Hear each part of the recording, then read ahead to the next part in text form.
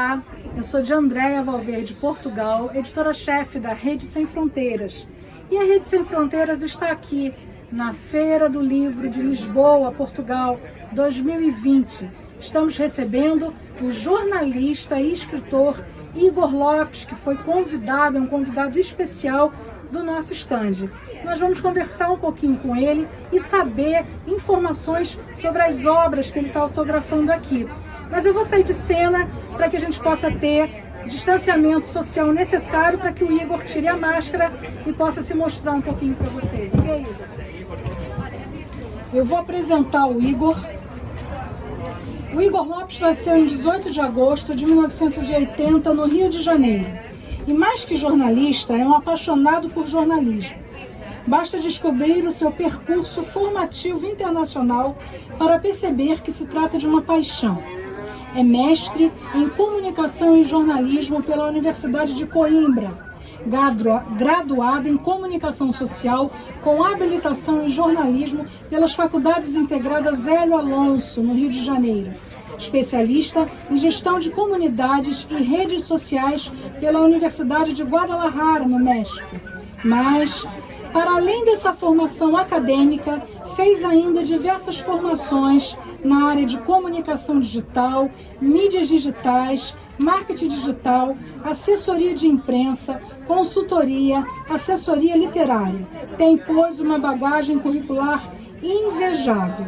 Igor é jornalista correspondente no Rio de Janeiro da agência E-Global, Lisboa, da agência Açores News, Ponta Delgada, do jornal português Times, dos Estados Unidos, do jornal Mundo Lusíada, de São Paulo, e do site Minho Digital, Viana do Castelo, além de ser o fundador e o CEO da agência de jornalismo digital Incomparáveis. Trabalhou na Infoglobo, onde produziu pautas para os jornais O Globo, Extra, Expresso, e como viveu em Portugal durante um bom período, escreveu para o jornal Global, Diário de Viseu, O Crime, Notícias de Vila Real, Lamego Hoje, além de exercer funções de produtor e assessor de imprensa na área cultural e no turismo rural. Fez a cobertura jornalística do Festival Rock in Rio, Lisboa, em 2004, 2006 e 2008, para blogs, jornais, revistas, sites e outros veículos como o jornal O Povo, Fortaleza, e rádios Vacaciones, Chile. E continua nessa ponte Rio, Portugal, Brasil, Portugal, não é, Igor? É um prazer receber você aqui no estande da Rede Sem Fronteiras. Você agrega valor ao nosso projeto, então seja muito bem-vindo. Eu queria que de cara você contasse pra gente um pouquinho dos livros que você está autografando aqui. Olá a todos que seguem a Rede Sem Fronteiras. Obrigado à presidente de Andréa Valverde, Portugal, pelo convite. É uma honra participar aqui do estande. É uma honra também estar nessa 90ª edição da Feira do Livro de Lisboa e dizer que essa ponte Brasil-Portugal é como se fosse uma lição de vida, né? A gente aprende, a gente tem orgulho de promover aí as sinergias desses dois países, sobretudo naquilo que a gente tem guardado, que é a afetividade, né? Bom, sobre os livros, o que eu estou trazendo aqui nessa Feira do Livro? Eu tenho aqui deste lado o livro Maria Alcina, A Força Infinita do Fado, que foi lançado em 2016. Ele é um livro que conta a vida e obra da fadista Maria Alcina, que ela está radicada no Brasil há 60 anos, fez a sua carreira toda no meio do fado no Brasil, é um grande expoente da cultura portuguesa em solo tupiniquim. Esse livro conta os desaires, conta também tudo o que ela pôde conquistar na vida com a música, com o fado propriamente dito. Tem prefácio do Carlos do Carmo, que é um amigo, também fadista e renomado em Portugal, e que acompanha bastante essa ligação Brasil-Portugal também.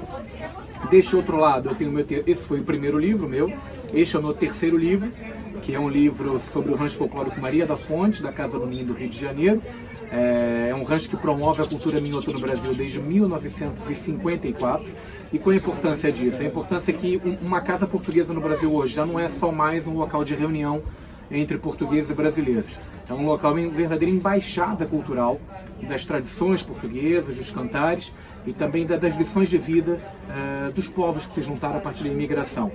Então esse livro, como referi, o rancho da Casa do Minho, ele tem 4 ranchos folclóricos, o principal é Maria da Fonte, que leva o nome de uma personagem da história de Portugal, uma guerreira de Póvoa do Lanhoso. A partir daí a gente fez uma pesquisa no Brasil e em Portugal para falar um pouquinho dessa guerreira, falar também como os minhotos chegaram ao Brasil, qual foi o papel deles no meio da comunidade portuguesa, na cidade maravilhosa, e também realçar o importante trabalho da Casa do Minho no Brasil. A gente lançou esse livro aqui em Portugal, lançamos também no Brasil e na Argentina, no finalzinho do ano passado, quando a gente podia andar sem máscara, quando a gente podia sorrir livremente. São 2 obras que me trazem assim, bastante felicidade e aproximação entre os 2 países. Maravilha. Você tem uma terceira obra que está saindo do forno, né? Tenho, na verdade é uma 4ª obra, a 2ª obra não tem comigo, mas foi sobre 50 anos da Casa de Viseu do Rio de Janeiro. Perfeito. Foi um trabalho também que eu pude mostrar junto à Prefeitura do Rio, como a Casa de Viseu, na Vila da Penha, dinamizou o bairro cresceu a partir dela. É um livro também que a gente já tem edição esgotada, mas tem uma história bacana também de se conhecer. O 4º livro, que eu vou ter pré-lançamento, também é seu convite, aqui no stand da Rede Sem Fronteiras, no último fim de semana da Feira do Livro, dia 12 e 13 de setembro, chama-se Açores em Cores. É um livro também jornalístico, como todos os meus outros, um livro reportagem. Ele conta as belezas, os contornos e as potencialidades das 9 ilhas que compõem o arquipélago dos Açores. Foi um projeto que eu fiz em parceria com o governo dos Açores, um edital que eu concorri, tive a felicidade de ser aceito, de poder trabalhar apresentando esse livro. Eu reúno ali entrevistas com pessoas que lideram vários setores nos Açores: tecnologia, cultura, sustentabilidade, meio ambiente, economia, turismo, enfim. Os principais nomes ligados a essas atividades nos Açores fazem parte do livro justamente para promover o arquipélago, não só pelas suas belezas, que são inúmeras, mas também para promover o arquipélago para brasileiros, luso-descendentes e açor-descendentes. Muitas das pessoas que ouviram falar em Açores, mas não sabem a beleza que está ali no meio do Oceano Atlântico, ou seja, um arquipélago que é português, que está a 2 horas de Porto de Lisboa de avião, e que deve ser conhecido aí na sua intimidade, e até para quem queira investir em Portugal, Açores também é uma alternativa boa para isso. Os seus livros são incríveis, além deles serem jornalísticos, eles trazem toda uma referência visual, o que é uma beleza ímpar, mas eu acho que mais do que isso, você acaba mais do que ser um grande escritor que traz esse cunho jornalístico, você acaba sendo um embaixador informal dessas 2 nações, porque você é tido reconhecidamente no meio cultural do Rio de Janeiro, por exemplo, como um grande representante dessa ponte entre os 2 países. Você sente essa responsabilidade? Sinto e dói às vezes, porque é um trabalho, você que está então em 20 países, aí, com mais de 20 países com a Rede Sem Fronteiras, você sabe o quão difícil é aproximar os povos, aproximar as culturas e, sobretudo, fazer com que as pessoas conheçam e entendam o trabalho. Qual é a minha proposta nesse sentido? A aproximação entre Brasil e Portugal é uma aproximação histórica, ninguém foge disso.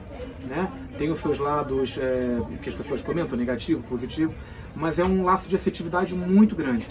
Inclusive, quando você citou a minha agência de notícias Incomparáveis, eu já tenho esse nome porque eu traduzo essa ligação para o Brasil e Portugal incomparável, ou seja, é algo muito diferente do que Portugal tem com qualquer outra nação e o Brasil também. São laços de afetividade, laços históricos, e isso traz um peso para a gente. Ou seja, essa comunicação Brasil-Portugal há muito tempo é feita só a partir da afetividade muito basilar, ou seja, as festas, a gastronomia, as danças, o que é magnífico, e eu trago isso nos meus trabalhos também. Mas a gente precisa avançar, a gente precisa subir degraus, como você faz no seu trabalho, aproximar economicamente a parte do turismo, a parte das oportunidades, a parte das experiências entre os 2 países. Nem tudo são flores, tanto de um lado do oceano quanto do outro. Mas é importante a gente promover, eu falo muito nas sinergias, naquilo que os 2 países têm de melhor. Porque afinal a gente acaba consumindo muito conteúdo de Portugal no Brasil e muito conteúdo do Brasil em Portugal, e aquilo nem sempre fica na gente. O que isso traz de positivo? Então, com os meus trabalhos, isso é um contributo muito ainda pequeno, tem muita gente fazendo isso, mas eu tento elevar um pouquinho o padrão e trazer discussões dentro da área do jornalismo, para que a gente se conheça um pouco melhor. O Brasil não são só telenovelas, Portugal não é só bacalhau, não é só o fado. E aí eu adoro Fábio Bacalhau. E adoro novelas também. Mas a gente precisa trazer coisas... coisas... pode ir além, né? Pode ir além, trazer experiências que os dois países se complementam, que é uma maravilha, né? É por isso também que essa ligação União Europeia e Mercosul, que a gente anseia tanto que aconteça, vai facilitar ainda mais essa ligação que hoje é bilateral Brasil e Portugal. Então é importante a gente impulsionar esses laços num patamar maior. Se um empresário ou se um grande líder precisar da tua assessoria, da tua consultoria para poder estreitar esses laços, como é que ele pode fazer? Então, eu estou presente nas principais redes sociais, eu estou no Facebook, estou no Instagram, estou no LinkedIn também, agora mais recentemente no TikTok, virou febre, a gente também está lá. A gente tem que acompanhar as redes sociais, não tem jeito. Em todas as redes sociais você me encontra com o Igor Lopes, o meu Igor tem o I, óbvio que tem um acento no I, que é o que me diferencia também nas redes sociais. No Instagram eu estou com @ Igor Lopes RJ, LinkedIn e Facebook estou com o Igor Lopes. No TikTok também estou com o Igor Lopes. E você tem meu e-mail do Gmail, que é meu nome completo, tudo juntinho, igorpereiralopes@gmail.com. igorpereiralopes@gmail.com. Você consegue me contactar, o que for possível a gente esclarecer, a gente ajudar. E para as pessoas adquirirem os seus livros, elas também podem entrar em contato por esses contatos que você está passando aqui? Sim, com esses contatos. Eu explico por quê.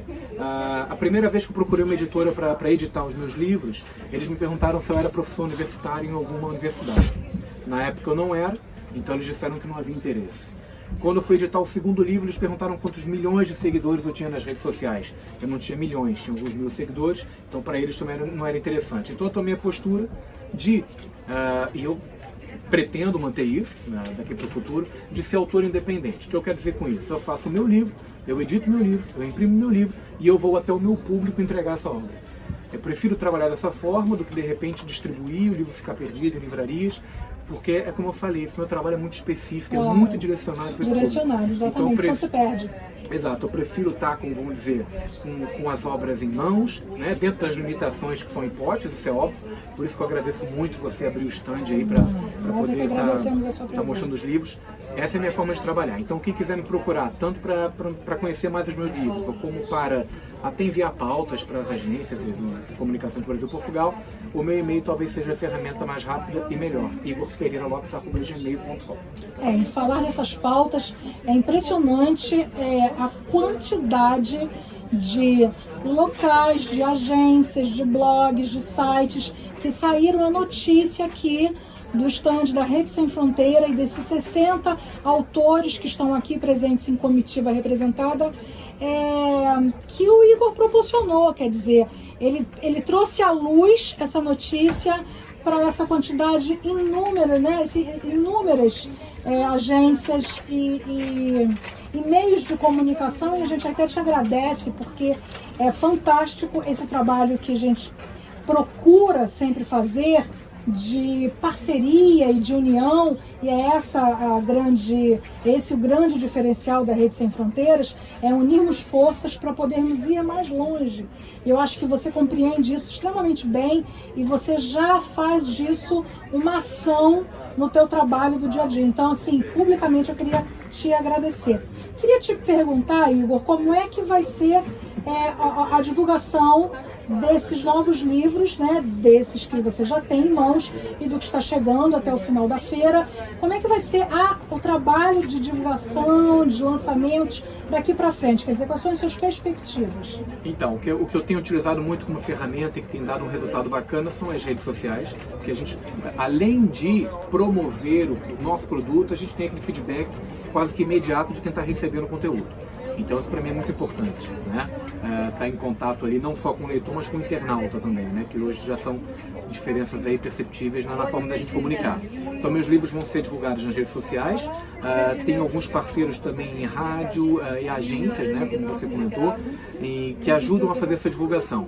Mas sobretudo, o importante é que Brasil e Portugal saibam que esse trabalho está sendo feito. E que é um trabalho que não é para ficar restrito a essa via só entre o Brasil e Portugal. Hoje os meus trabalhos sobre os dois países chegam à América do Norte, chegam à América do Sul, chegam à Europa Central, também à parte ibérica do continente, e chegam a todos os países de língua portuguesa. E eu acho que isso é o mais importante, a gente difundir boas notícias. boas notícias é uma coisa diferente de notícias positivas. Né? Então, levar essa informação, e eu tento fazer isso com a maior acurácia possível, né? Com a maior credibilidade possível, para que as pessoas conheçam a realidade e tenham contato com a informação que é pertinente naquele momento. Perfeito. Então, para a gente terminar, eu queria que você falasse para a gente como é que você vê uma feira dessa proporção, não só aqui em Portugal, mas em diversos países do mundo, né? Nós temos boas, importantes feiras literárias em vários países do mundo. Como é que você vê esse tipo de ação? Qual a importância de estar presente numa feira como essa? A importância é enorme, grandiosa, né? Mesmo no contexto de pandemia, você estar presente na Feira do Livro de Lisboa é algo que te agrega valor como autor, né, ou como editora, se for o caso, como também te traz um valor cultural imenso. Você aqui tem contato com centenas de editoras, livreiros, autores independentes, autores renomados, né, entidades culturais que promovem a cultura. Então isso é inegável o valor de você estar, né, participando de uma feira como essa. Agora, além disso, a gente precisa entender o cenário, né? Não é uma feira convencional, tradicional, na verdade, do jeito que ela sempre vem acontecendo há 90 anos, mas é sim uma feira que eu acho que o presidente da República de Portugal, Marcelo Rebelo de Sousa, traduziu muito bem, uma feira de resistência. Né? Você precisa promover a cultura, mas precisa com condicionantes.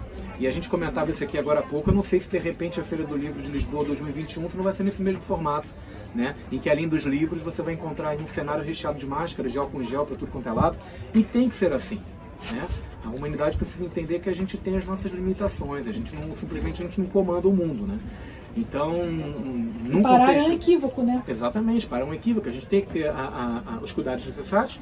E uma coisa importante, eu fiz algumas reportagens para a televisão do Brasil ontem, e eu me preocupei muito em mostrar que a feira está segura. As pessoas estão usando máscara, vocês têm um ponto de controle aí em que você tem que usar álcool em gel, tem que desinfetar as mãos, você vê um distanciamento social que não é total, né? Mas você tem as pessoas tendo cuidado, somente aqueles grupos familiares estão mais juntos, etc. Na praça de alimentação, na praça da restauração, a gente tem aí as mesinhas separadas, as pessoas estão tendo cuidado. Ou seja, a Feira do Livro de Lisboa, para quem está aqui na capital portuguesa, é um local que deve ser visitado, né? Nos últimos meses aí é um dos grandes eventos que Lisboa está promovendo, e para quem está assistindo do Brasil, você está levando essas informações, também é importante entender que a feira tem que continuar. Se você me perguntasse um mês atrás que você vai estar presente, eu não sei, a gente tinha dúvidas, mas eu acho que a gente se sente tão seguro de andar pela feira, tão seguro de promover o trabalho, né? A gente mesmo está aqui conversando algumas horas, você de máscara no seu canto, eu de máscara no meu, os colegas todos de máscara, e a gente se cobra, né? Olha a máscara, já passou álcool em gel, etc.